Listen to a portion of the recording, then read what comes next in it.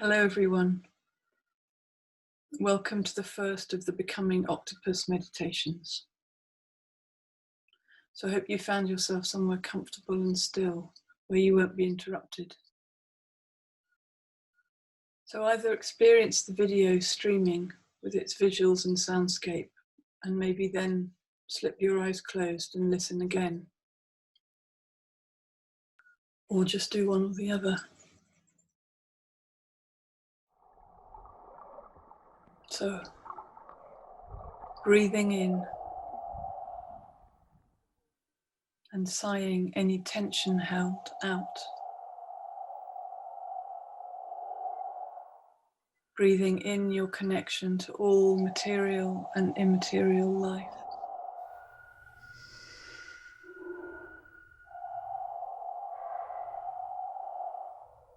Breathe out your separateness. Feel the ground, the chair beneath you, and sink deep, deep beneath the buildings, cables, tunnels, to sense a dark earth and a distant pulse and tremor, rhythmic. Follow it to the shoreline, where the waves of the ocean pound or stroke a landmass. Slip into some calmer water, perhaps a deep pool where the movement is silky and slow, light dappled and dancing. Focus the senses within. And if you've got your shells,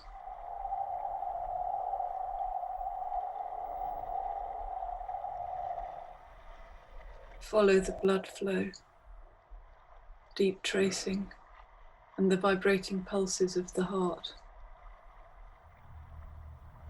Breath becoming fluid, air as liquid. So you're breathing in the fluid environment and adjusting to its temperature. Your skin no longer limits you,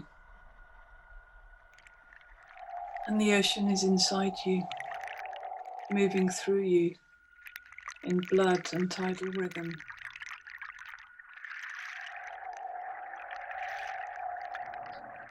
She's there, although you won't see her, being as the rock, and having practiced being invisible for 500 million years.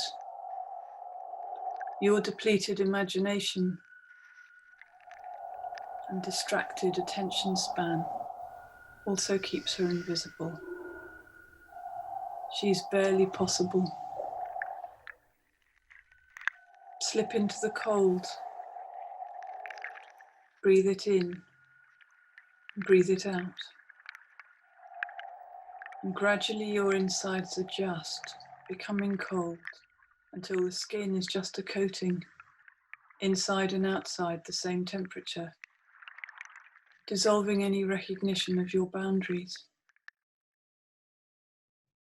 And lose your particular forms, finding arms, suckers, siphon, cold, silky skin, rather than your eyes, nose, mouth, tongue, esophagus, lungs, kidneys, liver, the fascia of the muscles, bones, fat and skin. All that warmth, all that human body flowing with the breath out into the ocean.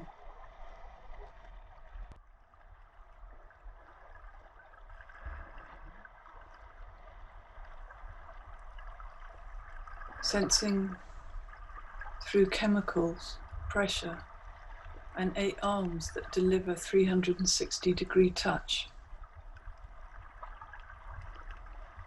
You start to develop a watery imagination, mobile, lucid, reflective, refracting, protean, infused, volatile, tricky and strange.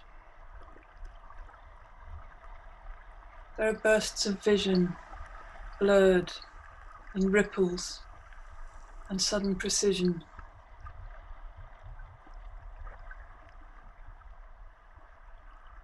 You're a fluid body in a fluid world, and it's all about touch.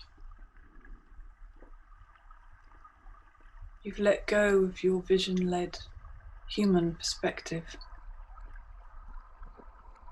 Even sound is tactile, swirling like the swirls of electronic feedback that surround a voice on Zoom sometimes.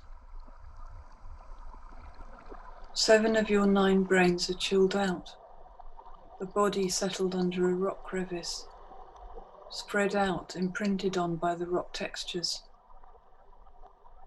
Soft surfaces encasing and encased.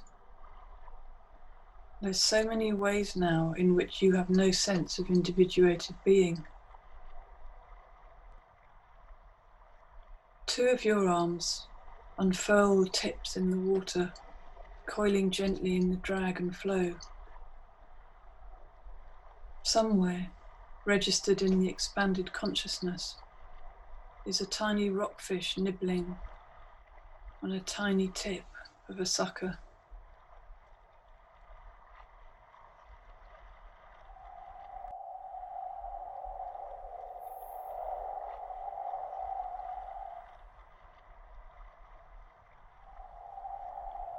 The octopus is at the center of its own gyroscope and in an ever-shifting, multidimensional, full experience all the time.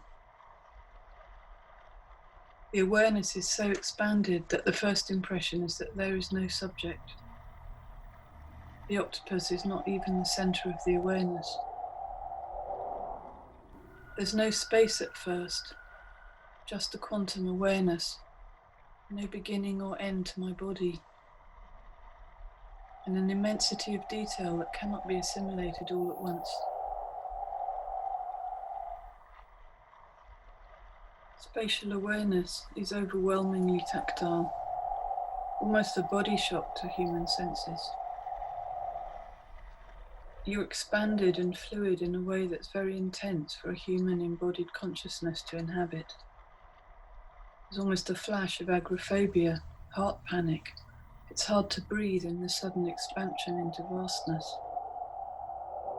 You adjust, flow, become still.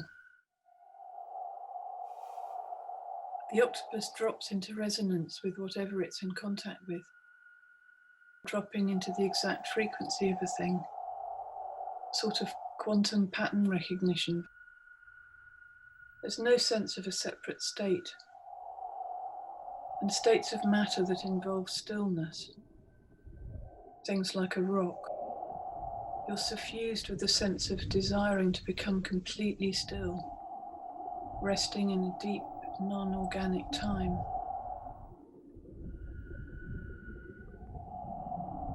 Then a different aspect or layer of spatial awareness comes. Some kind of limit is defined by the body edges, where suckers stop their literal touch. A delicate soft fading at the extremities. It's shadowy. And then a third kind of space is felt. In a den, the solid shapes and contours that constitute the environment become your shell. This tactile registration of your world translates into the shaping of your surfaces. Like a map, a 3D modeling skin, it just translates and replicates texture. That's how you inhabit your body, because in default mode, you almost don't have a sense of focused subject. You gain sense of self and subject through touching.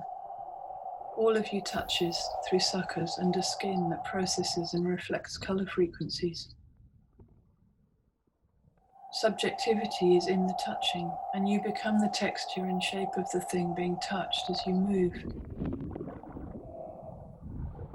It's as easy as breathing.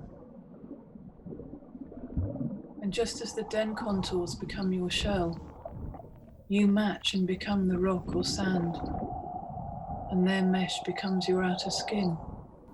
The environment becomes a continuous protective skin, and that encompasses you. Boundaries are sort of Mebian and always protean.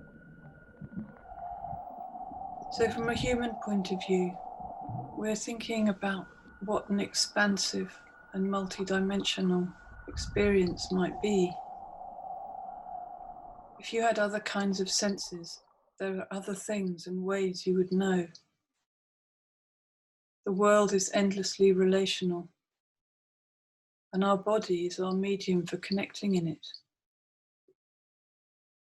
As octopus, there is no focal point, there's everywhere. And then I am not at the center of my vision. See you next week, hopefully. Bye. Thank you.